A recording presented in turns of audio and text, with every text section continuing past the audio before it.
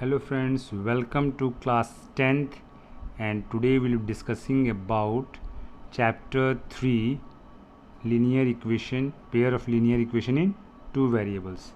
Let us see example 3.6, question 2 का second part. Let us see. Two women and 5 men can together finish an embroidery work in 4 days, while 3 women and 6 men can complete it in 3 days. Find the time taken by one woman and one man alone to finish this work. Is this question clear to everybody? नहीं तो ये समझो, मैं इसको हिंदी में समझाता हूँ. 2 women and 5 men can together finish an embroidery work in 4 days. ठीक है, अब इसको कैसे समझना है? जैसे हम कोई भी काम, ठीक है, 4 days में हम एक काम करते हैं. This is based on the principle of time and work.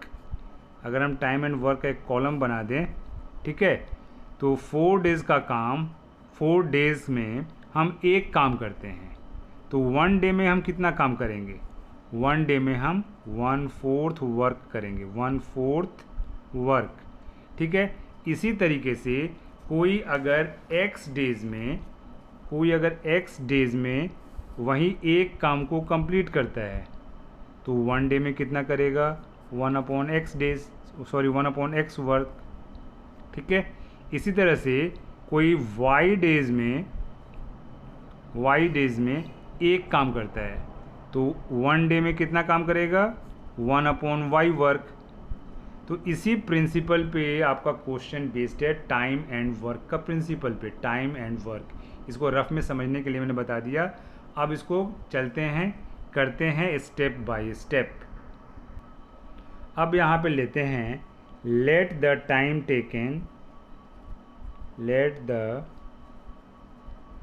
Taken by one woman is equals to x days. मतलब x डेज में एक वुमन पूरा काम कर लेती है. ठीक है, therefore in 1 day time taken, 1 day कितना हो जाएगा? 1 day part of work completed is equals to 1/x. ठीक है, अब यहाँ पे लेते हैं let the time taken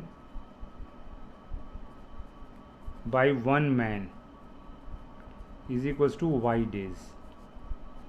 Therefore, in 1 day, part of work completed is equals to 1/y.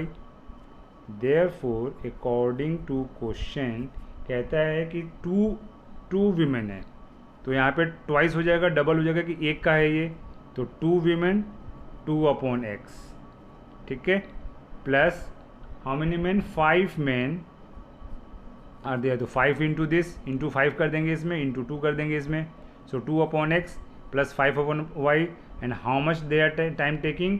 4 days, यानी 1/4 वर्क. ये सब एक दिन में पूरा काम हो रहा है. एक दिन में 2 औरत और 5 पुरुष मिलके उस काम को करते हैं, 1/4 वर्क करते हैं. ठीक है, यहाँ तक is it clear? So this is equation number 1. इसी तरीके से इक्वेशन नंबर 2 बन जाएगा.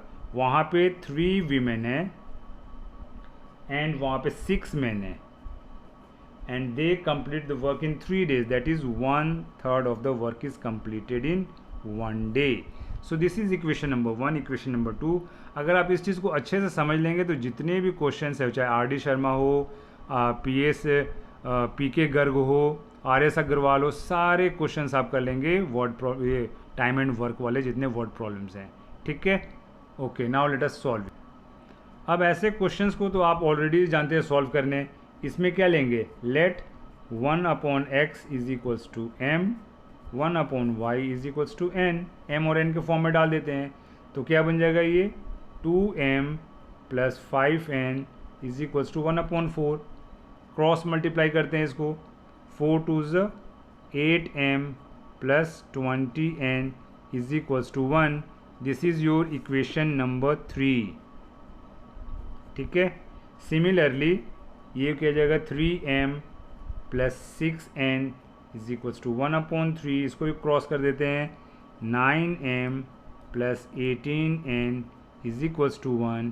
Equation number 4. अब इक्वेशन 3 और इक्वेशन 4 को मुझे सॉल्व करना है. ठीक है. सो क्या करेंगे? By substitution method, subtracting equation 4 from equation 3. ठीक है. तो इक्वेशन 3 ऊपर लिखेंगे. दिख रहा है सब आप लोगों को? Very good. अब इक्वेशन 4 को नीचे लिखेंगे because I have to subtract it. ठीक है. तो ये प्लस है तो माइनस हो गया, प्लस है माइनस हो गया, प्लस है माइनस हो गया. ठीक है. 8 माइनस दिस तो क्या बन जाएगा? Minus m. और ये क्या बन जाएगा? Plus 2n is equals to 0. So minus m is equals to minus 2n. और क्या हो सकता है? दोनों minus minus cancelled. m is equals to 2n. जब m is equals to 2n आ गया तो ये वैल्यू हम किसी में डाल सकते हैं. So that I will get the value of m को सब्स्टिट्यूट करते हैं. Substituting the value of m in equation 1. Substituting the value of m in equation 3. So m की जगह 2n डालेंगे. सो क्या हो जाएगा? 8 into 2n plus 20n is equals to 1. So 8 twos 16n plus 20n is equals to 1. 16 plus 20 36n is equals to 1. n is equals to 1/36. ठीक है. यहाँ तक क्लियर है सबको? जब n इज़ 1/36 तो m क्या हो जाएगा?